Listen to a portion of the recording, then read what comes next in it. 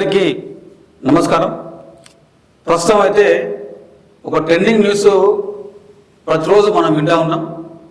అదేంటి అని అంటే ఆపరేషన్ కగార్ అంటే అంతిమ యుద్ధం. ఎవరిపైన అంతిమ యుద్ధం? మావోయిస్టుల పైన. మరి ఎందుకు ఆపరేషన్ కగార్ తీసుకున్నది కేంద్రం?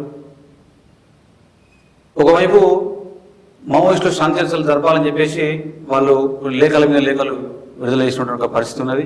మరోవైపు మేము చర్చలకు సిద్ధంగా లేమని చెప్తూనే వాళ్ళు సంకేతాలు ఇస్తూనే అక్కడ కేంద్రం యుద్ధం అయితే చేస్తూ ఉన్నది. మరి ఈ యుద్ధం లోపల ఆదివాసుల పరిస్థితి ఎలా ఉన్నది? అసలు ఎందుకు జరుగుతూ ఉన్నది? ఆదివాసుల పైనే ఎందుకు దాడులు జరుగుతూ ఉన్నాయి అనే విషయాలు కూడా మనం ఒకసారి ఆలోచించినట్లయితే మొత్తం కూడా అసలు ఆపరేషన్ కగార్ ఒక ఎపిసోడ్ చూస్తే ఓవరాల్గా అది ఛత్తీస్గఢ్ రాష్ట్రం అబూస్మడు ప్రాంతంలో, అందులోని నారాయణపూర్, బీజాపూర్, దంతెవాడ జిల్లాల్లో మొత్తం 4000 కిలోమీటర్ల దట్టమైనటువంటి అటవీ ప్రాంతంలో ఇది కొనసాగుతూ ఉన్నది. అయితే దీంట్లో 237 గ్రామాలు ఉన్నాయి. అందులో ఇనుప ఖనిజం, గ్రానైట్, సున్నపురాయి, యురేనియం 28 రకాల 70 కోట్ల ఖనిజ నిక్షేపాలు ఉన్నాయని నిపుణులు చెప్తున్నారు. అయితే ఎందుకు మరి ఈ ఖనిజ సంపద మొత్తం కూడా విదేశీయులకు కానీ విదేశీ కంపెనీలకు కానీ కట్టబెట్టడం కోసం కేంద్రం ఒక ప్రయత్నాలు అయితే ప్రారంభించింది. మరి దానికి ఎవరు అడ్డం ఉన్నారు? ఆదివాసుల పాదాల కింద ఈ ఖనిజ నిక్షేపాలు ఉన్నాయి. మరి ఆదివాసులను తొలగించాలంటే అక్కడ ఆదివాసులకు అండగా మావోయిస్టులు పోరాడుతున్నారు. మరి మావోయిస్టులను ఫస్ట్ అంతం చేసిన తర్వాత ఆదివాసులను తొలగించేసి ఈ ఖనిజ నిక్షేపాలను విదేశాలకు కట్టబెట్టడం కోసం ఒక ప్రయత్నం జరుగుతుందని చెప్పేసి మన ప్రజా సంఘాల నుంచి కావచ్చు, మేధావులు కావచ్చు, వివిధ ప్రతిపక్ష పార్టీల వాళ్ళు కావచ్చు మాట్లాడుతూ ఉన్నటువంటి ఒక పరిస్థితి ఉన్నది. అయితే ఈ ఆపరేషన్ కగార్ను ఆపాలి అనేటువంటి ఒక ఉద్యమము ఉప్పెనెల ఉధృతమైనటువంటి పరిస్థితిని మనం చూస్తూ ఉన్నాం. ఇందిరా పార్క్ వద్ద శాంతి చర్చల కమిటీ పేరుతోని ఒక మహాధర్నా నిర్వహించారు. ఆ ధర్నాకు దాదాపుగా చాలామంది కూడా అటెండ్ అయ్యారు. అది వామపక్ష పార్టీలు కావచ్చు, కాంగ్రెస్ పార్టీ నుంచి కావచ్చు, ఇంకా ప్రతిపక్ష పార్టీల నుంచి కావచ్చు, కానీ చాలా వరకు అయితే హాజరయ్యారు. ఇప్పటికే మాజీ సీఎం కేసీఆర్ గారు కూడా ఆపరేషన్ కగార్ను ఆపాలని చెప్పేసి ఒక సభలో మాట్లాడినటువంటి పరిస్థితి ఉన్నది. అదేవిధంగా సీఎం రేవంత్ రెడ్డి కూడా ఆపరేషన్ కగార్ను నిలిపివేయాలని చెప్పేసి మాట్లాడిన ఒక సందర్భం ఉన్నది. మొన్ననే రేవంత్ రెడ్డి గారు కూడా ఒక మాట చెప్పిండు, సమస్యలు ఉన్నంత వరకు నక్సలిజం ఉంటుంది అనే మాట అయితే మొన్న ఒక ప్రకటనలో మనం చూసినటువంటి ఒక పరిస్థితి ఉన్నది. ఆదివాసుల హక్కులు ఈరోజు రాజ్యాంగంలో ఉన్నటువంటి హక్కులు అమలవుతున్నాయా? 1996లో పేసా చట్టం వచ్చింది. ఆ చట్టంలో ఉన్నటువంటి అంశాలు అమలవుతున్నాయా? గ్రామ సభలో తీర్మానం జరుగుతుంది కదా, అక్కడ ఏమన్నా గ్రామాల్లో జరగాలని సమావేశాలు కానీ ఏదైనా చేయాలనుకున్నప్పుడు వాళ్ళ ప్రమేయం లేకుండానే జరుగుతున్నది కదా. ఈరోజు ఈ దేశ మూలవాసులైనటువంటి ఆదివాసుల, ఇప్పుడు కాదు వాళ్ళ ఆదివాసుల పోరాటం, కొమరం భీము నుంచి వాళ్ళు పోరాడుతున్నారు. భారతదేశ స్వాతంత్ర ఉద్యమం కోసం పోరాడారు. బ్రిటిషర్ల మీద పోరాటం చేసిండ్రు. తెలంగాణ రైతాంగ సాయుధ పోరాటం, నిజాముల రజాకాల మీద నిజాముల మీద పోరాటం చేసిండ్రు. కొమరం భీము, బిర్సా ముండా, ఇంకా అనేక మంది ఆదివాసులు వాళ్ళ పోరాటం చరిత్ర ఇప్పటిది కాదు, వాళ్ళు ఇప్పటి నుంచో పోరాడుతున్నారు. ఎందుకు పోరాటం చేస్తున్నారు? వాళ్ళు ఈ దేశ ఖనిజ సంపదను, ఈ దేశ సంపదను దేశవాసులకే చెందాలి, దానికోసం వాళ్ళు పోరాడుతూ ఉన్నారు.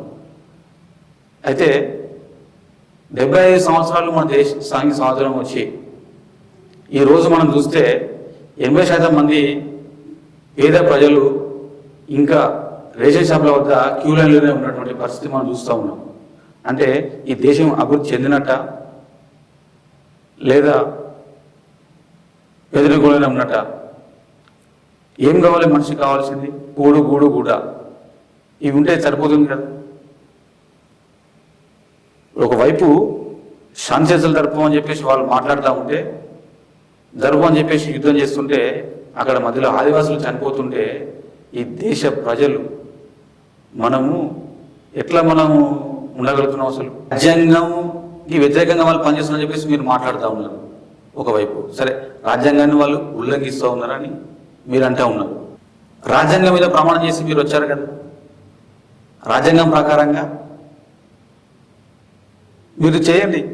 శాంతి చర్చలు జరిపి మీరు ఆ సమస్యలను పరిష్కరించి ఆదివాసుల యొక్క జీవితాలను మెరుగుపరచండి. శాంతి చర్చల కమిటీ ఏర్పాటైంది. ఎందుకు ఏర్పాటైంది శాంతి చర్చల కమిటీ? జస్టిస్ చంద్రకుమార్ నేతృత్వంలో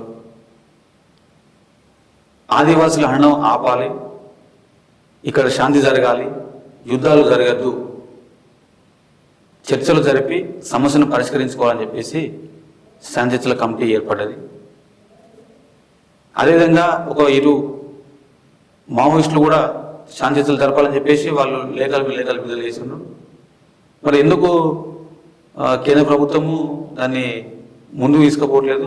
యుద్ధం చేస్తాము, 2026 డిసెంబర్ వరకు అంతం చేస్తామని చెప్పేసి మాట్లాడుతూ ఉన్నారు. మొత్తానికైతే ఇది వాళ్ళు ఒకవేళ కేంద్రం కనుక శాంతి చర్చలు జరిపితే ఈ చరిత్రలో ఒక మైలురాయిగా కేంద్ర ప్రభుత్వం బీజేపీ సర్కార్ నిలిచిపోతుంది.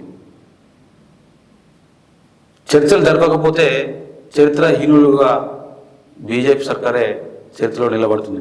శాంతి చర్చలు జరపాలని చెప్పేసి ఒక ఉద్యమము అది మండల స్థాయి వరకు అయితే వెళ్ళగలిగింది. దాంట్లో వామపక్ష పార్టీలు కానీ అటు అధికార పార్టీ నుంచి కూడా, మన తెలంగాణ అధికార పార్టీ నుంచి, కాంగ్రెస్ పార్టీ నుంచి, అటు బీఆర్ఎస్ పార్టీ నుంచి సంపూర్ణ మద్దతు అయితే వచ్చింది. అదేవిధంగా మహాధర్నా చూస్తే ప్రజలు కూడా చాలామంది తరలి వచ్చారు. దాదాపు ఒక 1000 మంది వరకు అక్కడ ప్రజలు ఉన్నారు. అట్లనే అక్కడ వచ్చినటువంటి నాయకులు కూడా, ప్రజాప్రతినిధులు కావచ్చు, వాళ్ళు వచ్చారు. వాళ్ళందరూ కూడా అక్కడ మాట్లాడుతూ ఢిల్లీలో కూడా రాహుల్ గాంధీ సమక్షంలో ఈ ఆపరేషన్ కగార్ను వ్యతిరేకంగా ఒక పెద్ద ధర్నా లాంటిది లేదంటే ఒక సభ పెట్టాలని చెప్పేసి మహాధర్నాలో మాత్రం అక్కడ మాట్లాడినటువంటి పరిస్థితి అయితే మనం చూసాము. అయితే ఓవరాల్గా దీన్ని బట్టి చూస్తే భవిష్యత్తులో ఇంకా ఖగార్ వ్యతిరేక ఉద్యమము ఇంకా బలోపేతమయ్యి ముందుకు పోతుందని మనకైతే అర్థమవుతూ ఉన్నది. అది అన్ని పార్టీల నుంచి కేంద్రం పైన ఒత్తిడి తీసుకొచ్చే విధంగా ప్రయత్నాలు అయితే జరుగుతూ ఉన్నాయి. కేంద్ర ప్రభుత్వం కనుక ఒకవేళ ఆపరేషన్ కాగార్ను నిలిపివేయకపోతే